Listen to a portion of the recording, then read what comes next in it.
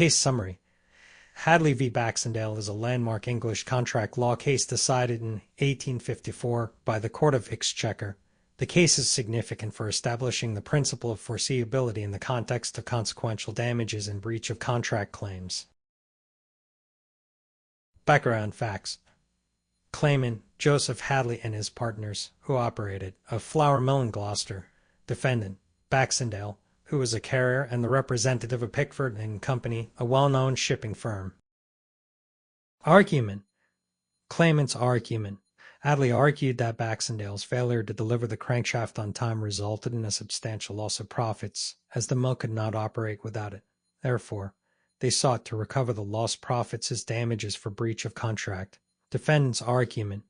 Baxendale contended that they were not informed about the urgency of the delivery or the specific consequence of the delay. Baxendale argued that the lost profits were too remote and not a foreseeable consequence of the breach. Final outcome and legal justification. Outcome. The court ruled in favor of Baxendale. The damages claimed by Hadley were deemed too remote and not recoverable. Legal justification.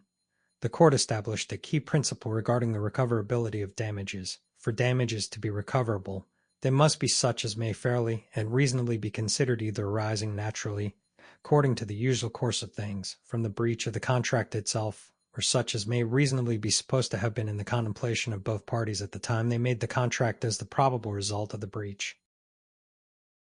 Detailed law justification. Foreseeability of damages. The ruling emphasized that only those damages which can be foreseen at the time of contract formation are recoverable. The foreseeability is determined by what both parties contemplated as a probable consequence of the breach.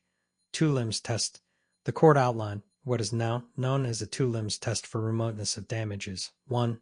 Damages arising naturally in the usual course of things. 2. Damages that were in the contemplation of both parties at the time of contracting as a probable result of the breach. In this case, Baxendale was unaware that a delay would cause a significant loss of profits for Hadley because it was not communicated that the mill would be inoperable without the crankshaft. Therefore, the loss of profits could not be said to arise naturally from the breach, nor could it be said to have been within the contemplation of both parties when the contract was formed. Key concept. Implication of the case. Foreseeability principle. This case established that for damages to be recoverable in contract law, they must be foreseeable, meaning they either arise naturally from the breach or are contemplated by both parties at the time of contract formation. Precedent. The principle established in Hadley v.